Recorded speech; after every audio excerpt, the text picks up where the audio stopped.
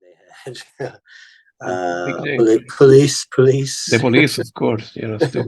You mean with Sting in there, so they were kicking ass in America, and I got signed in America, not in Great Britain. In the UK, wow, that's very very weird. Yeah, because when I walked in the A&M, it came to King's Road. They didn't know who I was, and I said I lived down the road.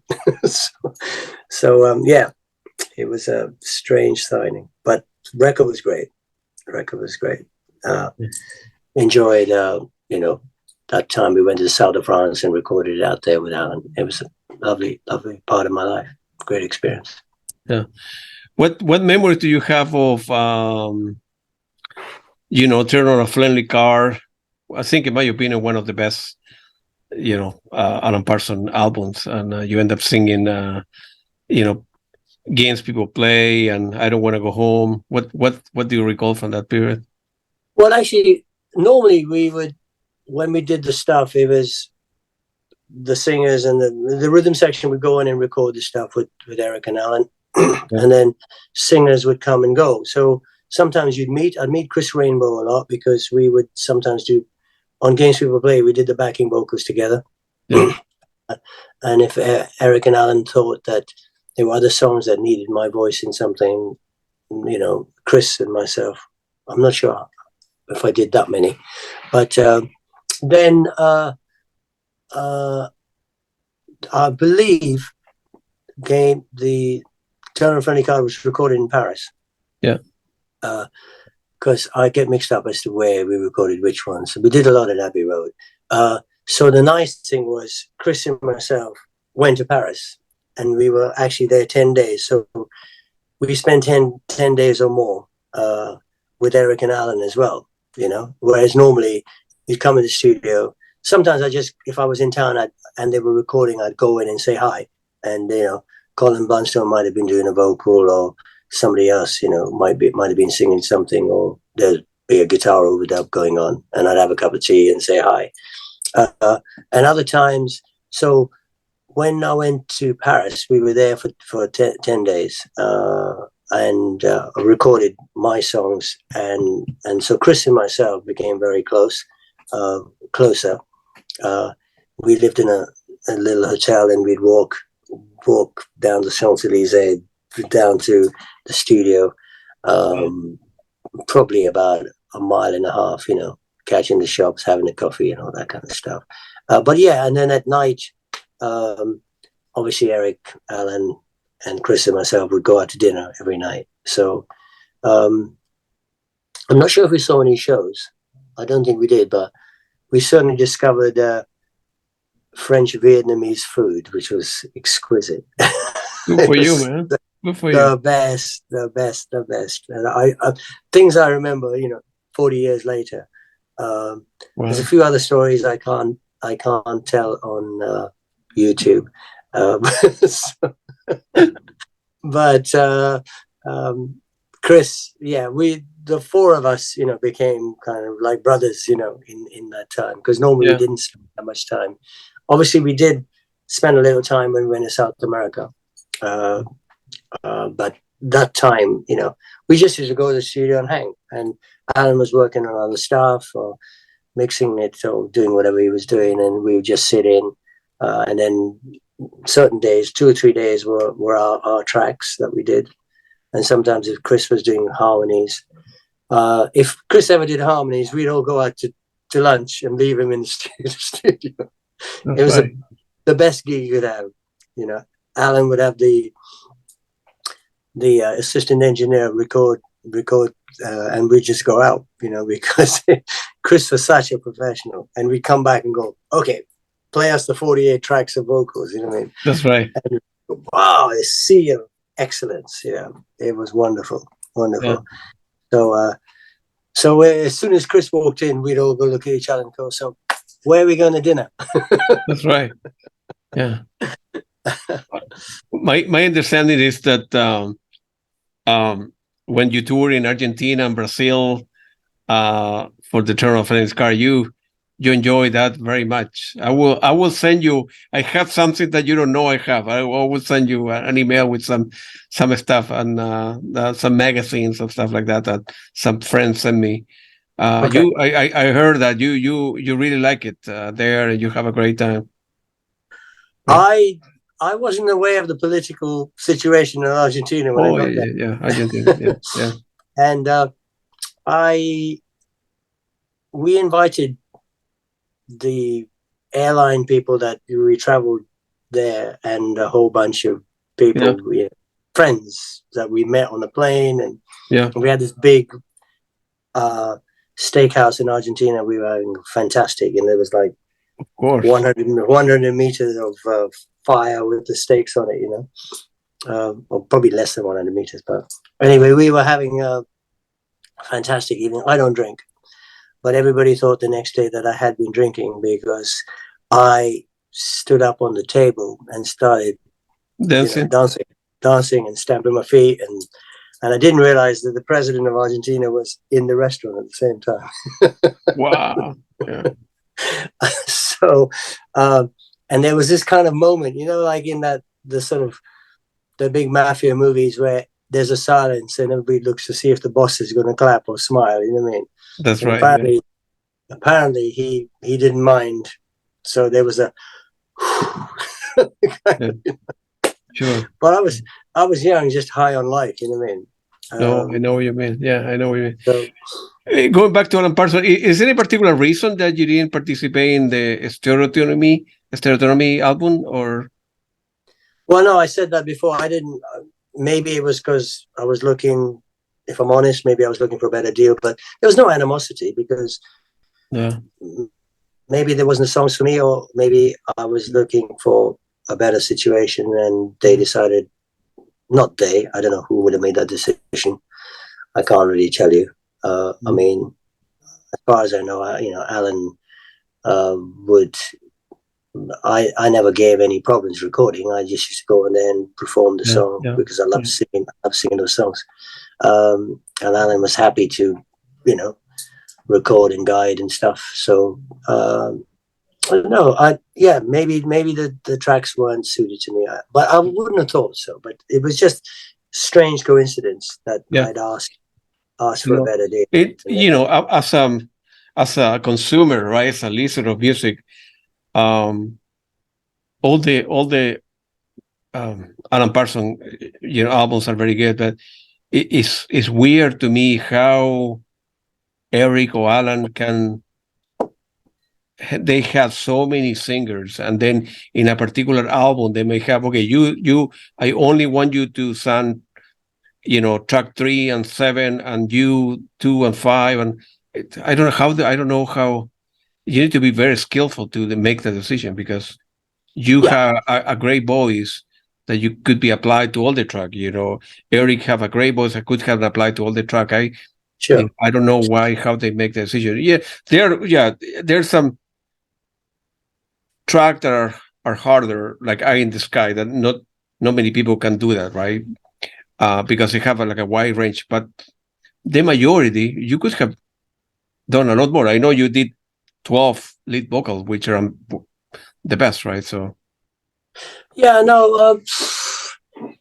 don't know the reasons. I mean, if you look at Las Familia with Elton, with John Miles, that's tough. That's a tough song. And John had that sort of almost operatic feel to it. Right. And then if you look at, say, Psychobabble, it's got that hard edge. And possibly I could have. I don't know if I could have reached. John was in a higher range than me. I could get up there, but I would tend to. After I Wouldn't Want to Be Like You, whether it was the record label or Eric and Alan, they would kind of give me the high energy songs. You know what I mean? That was maybe slightly soulful. I'd have loved to have sung a ballad, because in the gig now, when I do, I love singing Old and Wise, and I love singing Time, and I hit the note in time right at the end. And I love singing it. So yes, I could have, on things like Silence and I, which was more lower key. But Eric has lovely tones down Absolutely, that area. So yeah, in retrospect, they, you know, when you look back, you could think, yeah, I could have done this, that, and the other. But I was happy with the songs I got, because as it turned out, you know, I Wouldn't Want to Be Like You was you know, top 20 track, and so was Games. And not only that, but if I look at the list of the 12 lead vocal, you have Games People Play, I Wouldn't Want to Be Like You, Damn If I Do, Too Late, I Don't Want to Go Home, Step by Step, Vulture Culture, Let Me Go Home, One More Rider, You Lie Down with Dogs, You Want to Get Your Finger Burns, and You Don't Believe. Man, those are, if you look at any list on Spotify, you are right there, man. I mean, it's, and I did the math. All this song, if I add all of them, have one sum. Well, Game People Play have 22 million. The I Wouldn't Want to Be Like You is 28 million. All of them are over 64 million stream on Spotify. It's unbelievable. That's I mean, amazing. How many people can put that on the resume? You know, on my CV. Yeah. Yeah, I mean, Sally Wilson actually very generously created on Spotify Lenny Zakatek track list as well. Yeah. If you go, I don't have it on me, but she, that was it was lovely of her to do that. So, yeah, listen, I'm proud of, you know, my achievements with the Alan Parsons Project. I just wish we had toured as a band, you know, as Alan is doing now.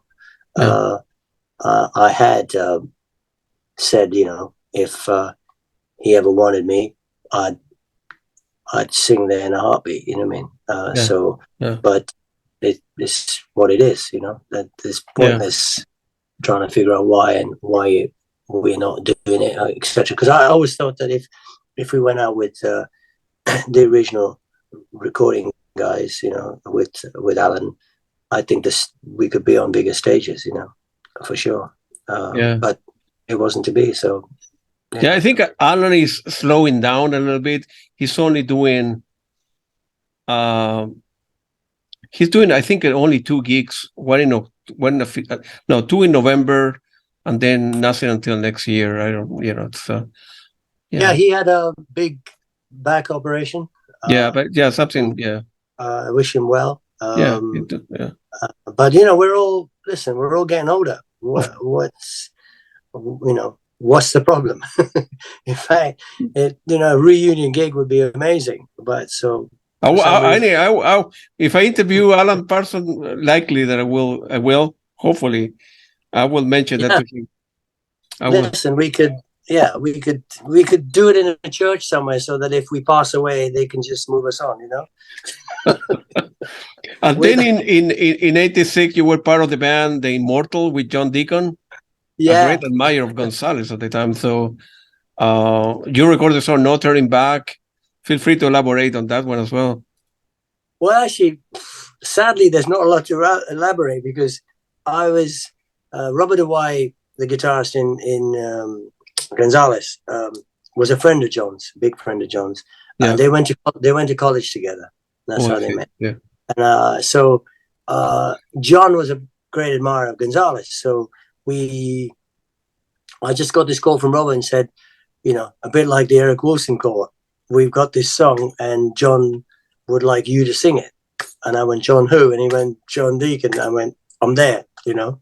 So I can't even remember if I got paid, because it was just one of those moments in life where you think, you know, the bass player Queen just gave you a call. So but I did think that we would go on to do some other stuff, because the track was great and it was on a movie as well. That's right. It was supposed to be the soundtrack for Biggles.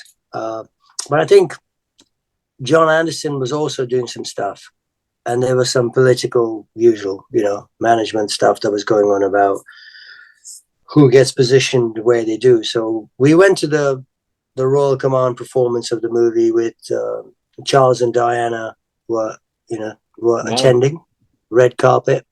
Obviously, John got chosen to meet them. he was waving to us, from, and we were waving back.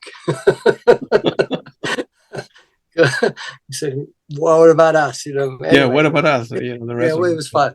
And that was the first time I saw John in his superstardom stages, because before that, he was just a lovely guy, He still is, really. So he was we did the video on the Queen set, that they used to rehearse on. I think it was at Pinewood Studios, where they made movies and stuff.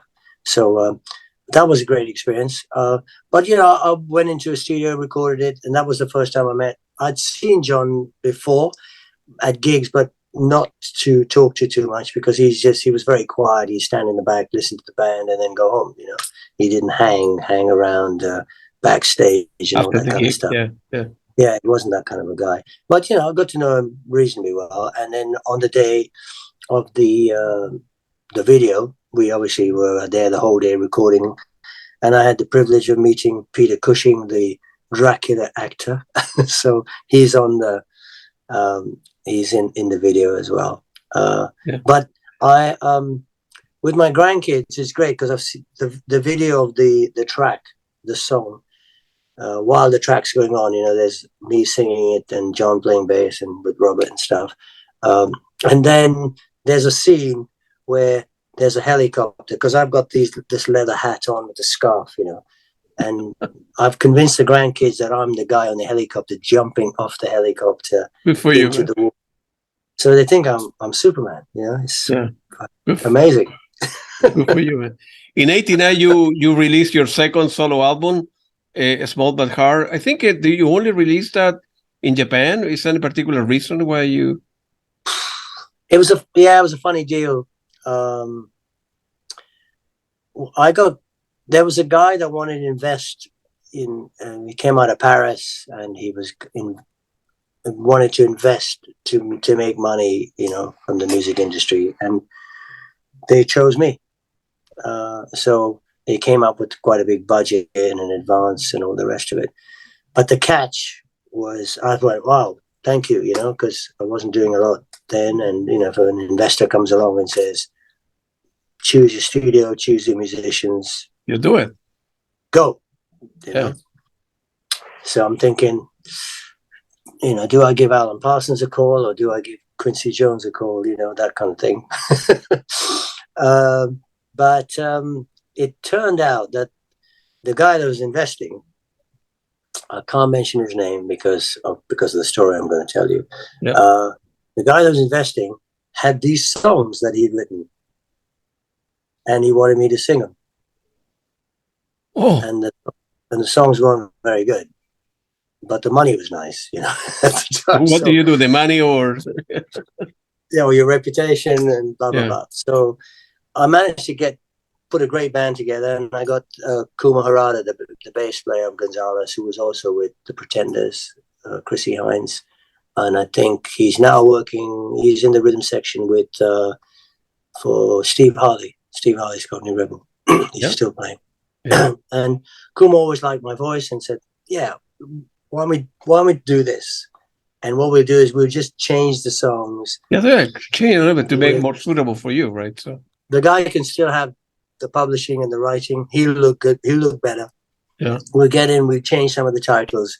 We certainly changed the feel, because everything sounded a bit sort of Arabic and Turkish, and it was a bit strange, So we changed everything. 100% flipped it. Even the lyrics that didn't make sense, at the time. And the album came out okay. The title of the album is a bit weird, but it's, I can't tell you the story because its children might be listening. Somebody can sue me, yeah. But no, it was a great experience. We went to Jacob's studio in residency and had some lovely musicians. Robert was there, Max Middleton played, and Ian Benson was on guitar as well. So it was fun. I loved the experience. And I think we made a really good album. But we were restricted by the writing, on it. So we all, I wouldn't say it was a mistake because I enjoyed singing it, and I stretched myself in areas as well which I hadn't done. So yeah, I think it was a great experience to do it. Yeah, but it only came out in Japan, like you say. I don't know why. yeah, yeah. Whoa, it's weird that. And then toward the end of the 80s, you started working as a manager, producer, a music publisher. What? How did you decide to start this role? I mean, you kind of wear off singing a little bit, and you say, well, I know that many people. What if I start there, start producing some of the records and promoting them? Well, if I'm honest, I got to a point where I wasn't in love with the music industry. Really? Yeah. I was in love with singing and performing. Yeah. But I wasn't in love with the way the corporations are going. And also I'm thinking, I went through a period where I wasn't making any money. I had a family to bring up. Of course. And I was disappointed in the people I'd worked with because, records that I was performing on and singing on were making a lot of money. And so there was no royalties in there. And even the Gonzalez thing, the deal was, I think it was like 6% between 13 guys. And by the time the record company finished recouping, in which they, I'm not an accountant, you know what I mean? I'm a musician. So if you try and chase that and prove to a record company that they were falsely accounting and blah, blah, blah. So it's just too expensive to do. And so I went, you know what? I love what I'm doing, but I don't see myself performing again. I was not in love with the business of the music industry. So sure. I walked away, but then I thought, and I sort of did a few strange jobs, tried to open up a couple of businesses, and, as you do. But really, I wasn't qualified to do all that. Actually, even thought if I'd work in a record store or something, because I'll be close to vinyl. So I did a bit of that with the, video plays with records and stuff. Didn't enjoy it. And then I opened a studio in Clink Street in East London, London Bridge. And it was actually Clink means prison. And they were the prisons under the ground that they created studios from. Yeah. So it's called Clink Studios, and I opened a company with a friend of mine, and my plan was to have rehearsal rooms so that you could see the bands first, and if you liked the bands, you'd sign the bands, record the bands, and publish the bands. So that was the whole idea. Yeah. So I did that for about 2 years, and we found a couple of nice artists that we got records released, from people. Unfortunately, my partner wasn't. He was my best man as well, and godfather to my daughter. He, basically, he kind of ripped me off. So, and the whole thing crashed. So I had to get out of that business pretty fast. Yeah. But it was a lesson in life. I mean, you couldn't go to college for that. The things that happened. You learn, right? Yeah. You learn, yeah. And basically, I was kind of left with the bill while he disappeared with the money, kind of thing. So, so it's nothing to do with music, but apart from that. So I kind of that burnt me a little, but it kind of made me stronger to actually be in the music industry back. Not necessarily singing, but I thought I know so many people. My knowledge of having success in the soul part of the music industry and the rock part of the music industry, and I had a lot of people were kind of, there was a lot of love out there for me at the time, to help. Absolutely. Yeah. So I kind of got into management, and this man, Dick Lee, he took me under his wing. He sort of mentored me a bit, and I used to go up to his offices, and he would kind of help me. And I got a deal signed with Phonogram with a band called Seventh Heaven. Did quite well. And then the Japanese thing came along after me establishing myself as a manager. I was a manager, a publisher, and a producer at the time. And they had a meeting with me through a Japanese interpreter. And the first meeting was 6 hours, and the second meeting was 9 hours. I was exhausted. I felt like somebody just sucked it out, you know what I mean?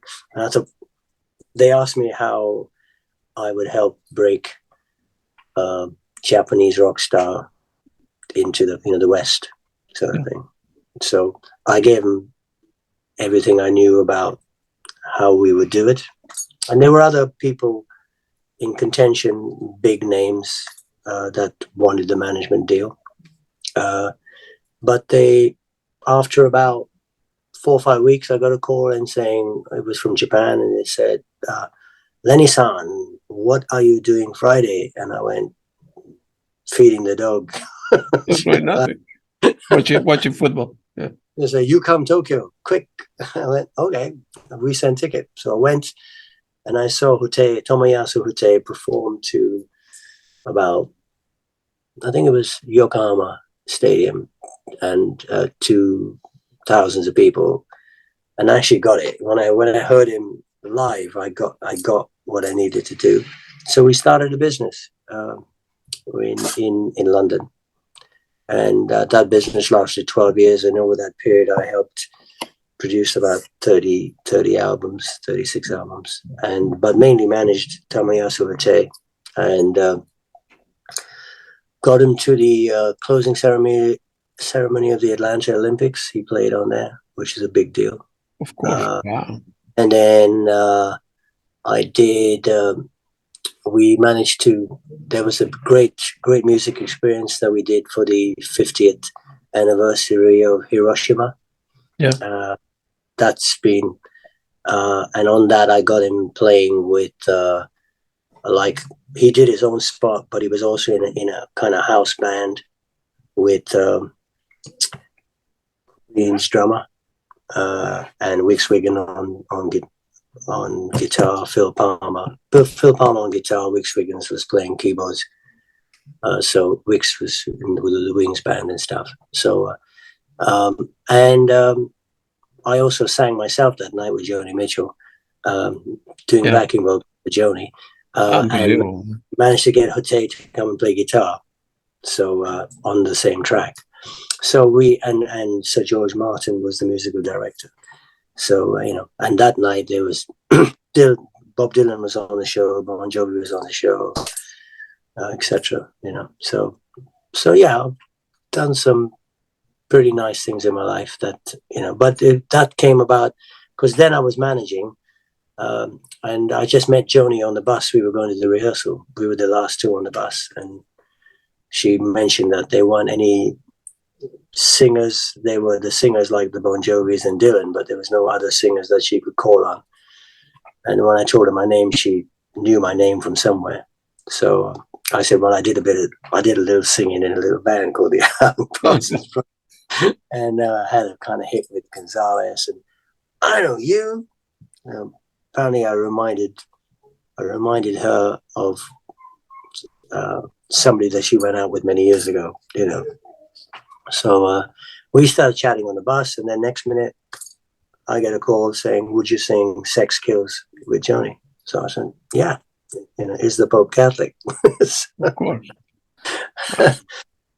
So yeah, it was great. And it's just, things, I think if you don't say no to things and say yes to everything, sometimes, as long as, it isn't crazy, things will happen. And I'm still like that, Yeah. I say yes to everything.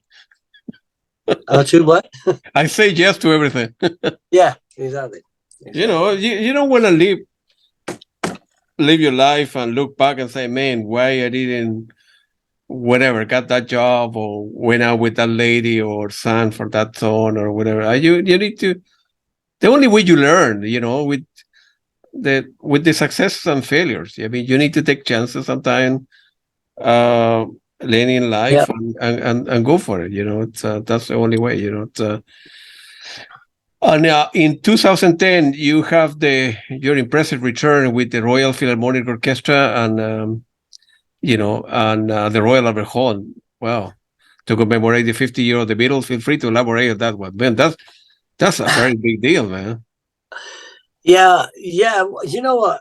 Yes, it was, and I was lucky to be one of 8 people. There were a lot of people on the show.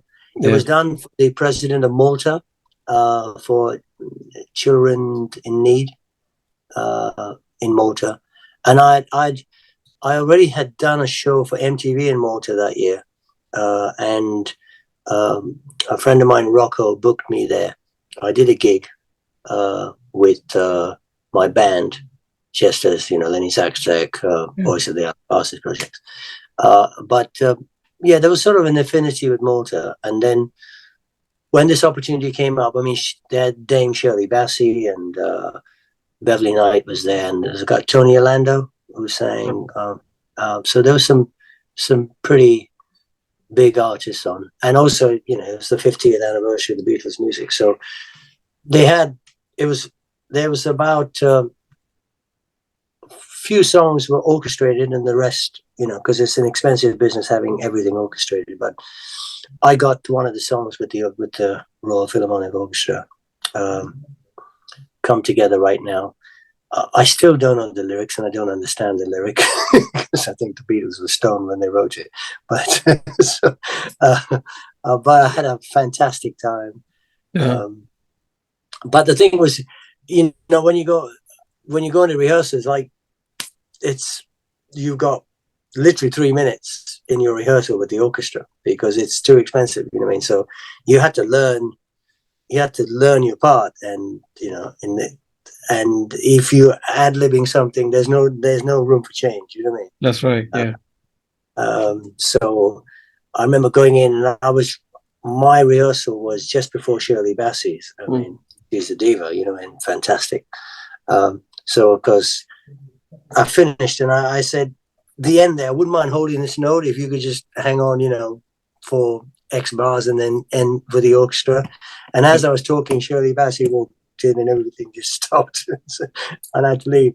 I still held on to the note that night and hoped that the orchestra would hang on, but they ended the song before I finished it, which was fine. But I loved it. I mean, it's funny, I thought I'd be really, really nervous doing the Royal Albert Hall. And there was like 5,000 in that night. And I was nervous walking in all day. But when I walked on stage, just everything disappeared. Everything. I felt I was in my front room. I really did. I just thought, wow, this is cool. And the orchestra's playing, and I'm looking at the audience and saying something. I'm thinking, it's being televised, and you're about to sing, to 5,000 people with an orchestra. Get your act together. But it just came out. I just sang it naturally, and I can't remember why I lost my inhibitions, but I wasn't nervous as soon as I stepped on stage. Backstage, I was a basket case. Yeah. As soon as I walked on, I wanted it. You a couple of minutes ago, you say, "Well, I got lucky." I don't think luck can take you some places a little bit, a couple of times in life. The rest is quality and experience. I mean, Alan Parsons is not lucky to be who he is, or David Minassian, or Andy Latimer, and so many great musicians there. You're good at what you do. You're very humble, though. Well, Lenny, I mean, when I'm in rehearsal and stuff, I'm demanding in that sense, but not in a.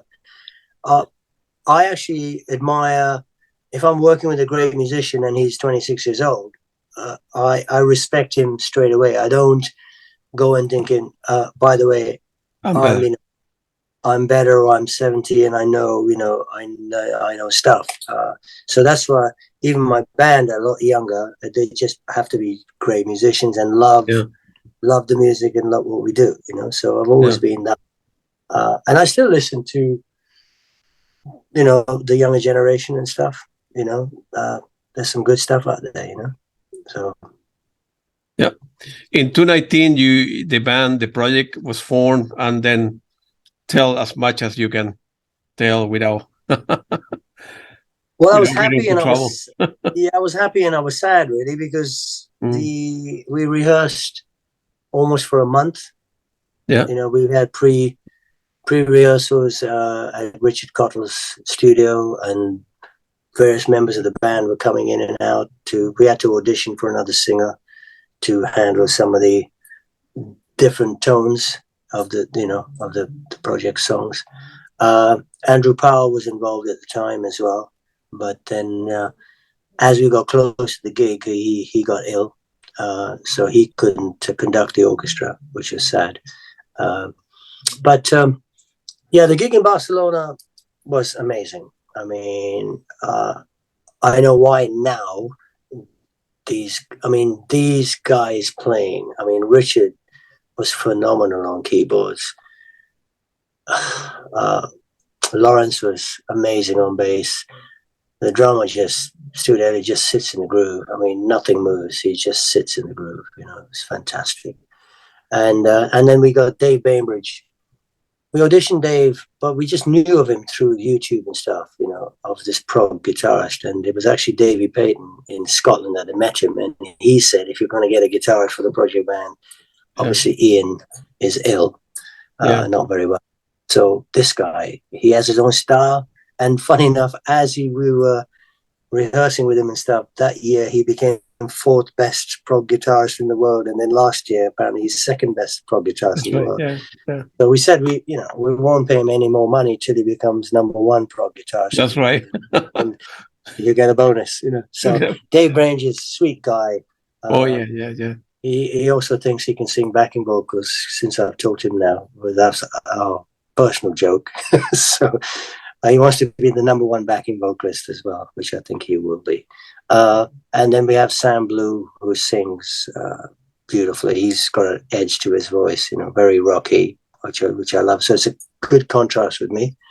So we rehearsed 10 days as a band in Bristol, and then went out and got there. It was the longest day of our lives because we rehearsed with the band because we wanted to hear what it sounded like on that stage. Sure. So we went through the whole 90-minute show, which took probably 3 hours because we were stopping and starting. And then when we thought it's done, we had to then rehearse with the orchestra because it was a new orchestra with a new conductor. So there were some legal issues, which didn't help. Yep. But the court in Spain decided that we could do the show. So we did. We have a recording of it, which we shall release in 23. And hopefully we'll be touring in 23 with the project band. Yeah. You will release that as a Blu-ray, as a CD, or? Yeah, we'll release probably vinyl. Vinyl. Oh, that would be even better, right? Yeah. I think we want to release vinyl first. And then there is a video which looks spectacular, but you know, as usual, there'll be some sort of issues that we have to deal with. But we're not really built for that. We're just musicians, you know what I mean? So I understand. I interview Bainbridge. I interview David Payton. Very good people, very decent people, very nice to get along. Unbelievable, you know. It's, very good. I'm glad you work with it. And then a few years ago, you ended up releasing a new album called Love Letters. Love Letters. There's a very beautiful love song there, and feel free to elaborate on the criteria for selecting song for the particular album. It's very, very. I really liked it, man. Thank you. It was Steve Jeffries who is in a band called Latin Quarter, and also reasonably famous for their music, and they still tour. Steve, I used to do private parties and stuff, you know, with the Gonzalez stuff with backing tracks, and then I use Steve on keyboards and a saxophone player, Bud Beadle, who's an amazing player, plays flute as well. So we were just doing this stuff, and Steve said to me, no, Steve sent me the Buddy Guy album, and I heard it, and I was just inspired by that album. And Steve said to me, why aren't you doing this? And I went, I don't know, maybe, I'm not sure. that I want to go back and sing that to that level. I don't know if I can sing at that level.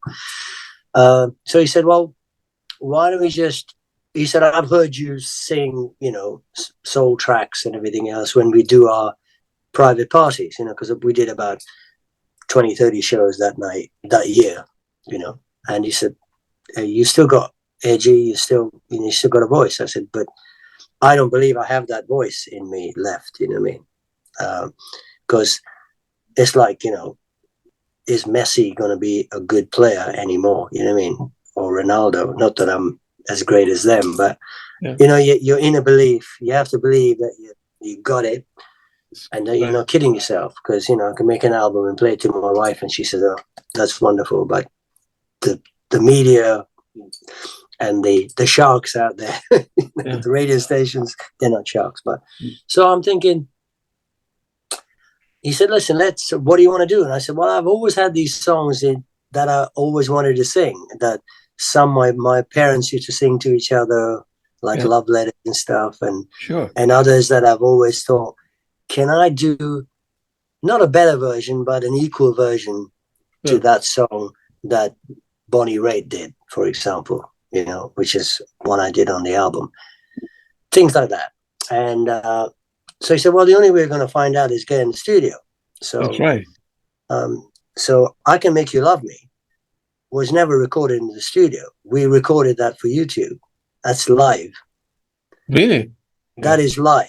And that's on that album.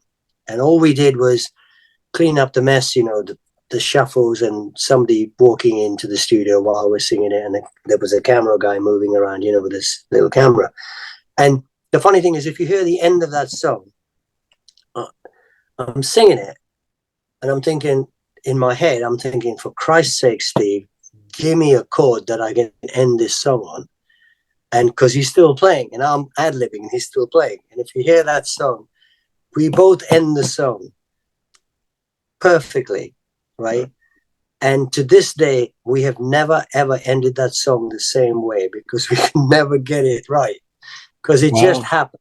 It was that moment where I felt it, he played it, and it was like, boom, when we finished it. Because we did 3 takes live, and the first take, in some ways, was better, but the first take wasn't great, but the camera was all over the place.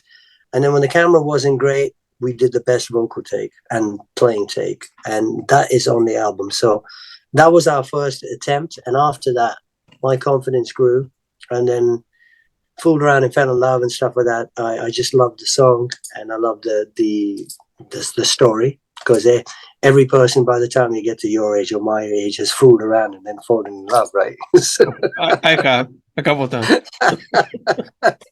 So and I just loved. But I did say one thing to him. I mean, we did that in a shed in the garden, right? And recorded Riddle Sound Studios in Steve's house. And then I got guys to come in. Tim Cansfield played on it, and that year he was playing with Barry Gibb. He did Glastonbury. He's playing with Barry Gibb. He was playing with Dexter and the Midnight Runners, doing a show. And he came into the studio with us, and he said, I don't know which song I'm playing for which band right now. Because he was in 3 bands at the time. But he's a brilliant player, it's Tim Cansfield, and he was in Gonzalez years ago. So he played a bit. I've got Robert Hawaii's son playing bass. And James Hawaii, brilliant bass player. He's doing well now. We got some of the Gonzalez horn section to come in and play it. And then Ian Benson played a little bit on Love Letters. And although he was ill at the time, he said, no, I'll do it, so he played a bit on it. And the only thing I insisted with the production was that I had my voice exposed, because I wanted, I didn't want it hidden behind layers and layers of reverb and tuning and stuff like that. So, I'm proud and honored to have done the song, and Steve did a great job for me. Good for you, man. You are like a good bottle of wine, man. You're getting better and more refined over time, man. And I don't drink, so I know my wife drinks, so I understand. All right. I understand it.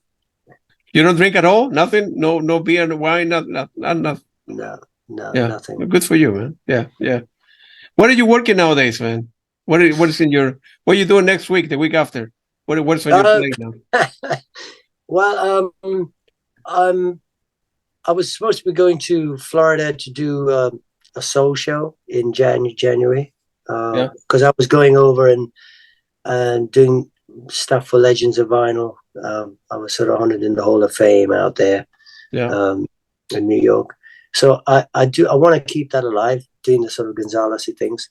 But the main objective now is to launch the project band, really. Yeah. So we were supposed to be. When will you put this interview out, do you think? By tomorrow will be on YouTube. Yeah. Oh Jesus. Okay. So tonight, yeah, no. tonight 10. Yeah. Okay. So yeah, there was a possibility of going to South America in November. Yeah, you mentioned. Yeah. But it hasn't really been confirmed as such. And it was a guy in Chile, funny enough, that was going to get us out there. But I think for whatever restrictions or whatever, at the moment it's not confirmed. But we're kind of working on that initially. I would like to go out and make another album actually, because I feel that you still have it. I don't know how long my voice is going to last. So I hope God's going to be good to me, because I don't smoke and I don't drink. So that's kept my voice young. I still sing all my songs in the same keys as I did 35, 40 years ago. So I'm happy to do that.